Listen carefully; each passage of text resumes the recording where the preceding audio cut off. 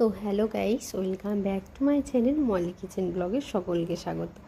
আশা করি তোমরা ভালো আছো, আমিও ভালো আছি। ভাবছো আমার মলি কিচেন ব্লগে এখন এসব ভিডিও কেন দিই? আমি ভাবলাম কেননা এইসব ভিডিও তোমাদের সাথে সব কিছু শেয়ার করে আমি কোথায় এসেছি, কী করছি না করছি, এটা সব কিছু তোমাদের শেয়ার করি আমার মনে হলো, তাই আমি তোমাদের সাথে শেয়ার করছি। তো তোমরা তো কম বেশি অনেকেই জানো আমি এখন মহারাষ্ট্রে এসেছি।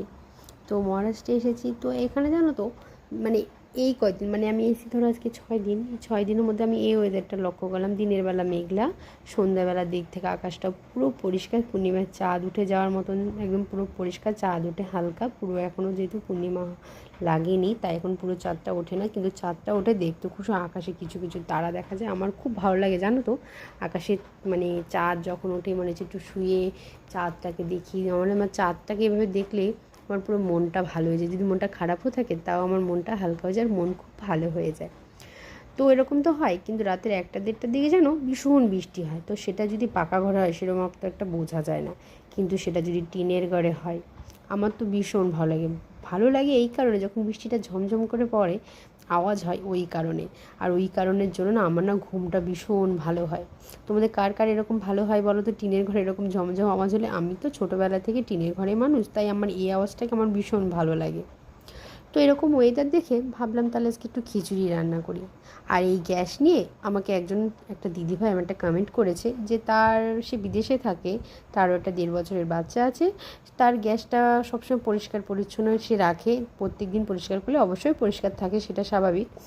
তো তারও বাচ্চা আছে। আমি বলেছি যে আমার 1.5 বছরের বাচ্চা নিয়ে আমি এত কিছু পারছি না, তাই সে অবশ্য যে আমারও একটা বাচ্চা আছে, আমি রোজ পরিষ্কার করি, আমারও একার সংসার, সব কিছু ঠিক আছে দিদিভাই, কিন্তু তুমি সেখানে থাকো আর আমি এখানে মাত্র 6 দিন হয়ে এসেছি।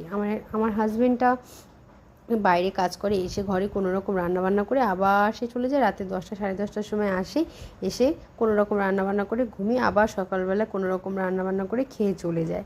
সে পারে না। তাই আমি যখন এসেছি ঘরটার ভীষণ খারাপ অবস্থা ছিল। ঘরটার পরের দিনের পুরো ইয়েটা তোমাদেরকে দেখেছি, এবং যখন এসি সেই ছবিটা তোমাদেরকে যদি আমি ক্লিপ নিতে পারতাম তবে সব থেকে ভালো হতো, কিন্তু সেটা আমি নিতে পারিনি, সেই সময় আমার অতটা মনে ছিল না, যার কারণে আমার নিয়ে হয়ে ওঠা হয়নি। তো এই কদিন একটানা এত পরিষ্কার করেছি যার কারণে আমার গ্যাসটা পরিষ্কার করে ওঠা হয়নি। তো আমি পরিষ্কারটা করেছি দিদিভাই, তো তুমি বলার আগেই করেছি। তুমি বলার আগে, এমন না যে তুমি বলেছো তাই করেছো। তো দিদিভাই পরিষ্কার আমি একটা, আমরা মেয়েরা দেখবে যে হাজার কষ্টের মধ্যে পরিষ্কার পরিচ্ছন্ন রাখার চেষ্টা করি, কিন্তু একটা ছেলে হাজার কষ্ট পড়ে না কিছু পরিষ্কার ভাবি কি আগে একটু শুয়ে নিই, একটু পিঠটা ঠেকিয়ে নিই বিছানায়, তাহলে একটু শান্তি, তারপরে ভালো লাগলে করবো, না হলে করবো না। কিন্তু আমাদের মেয়েরা না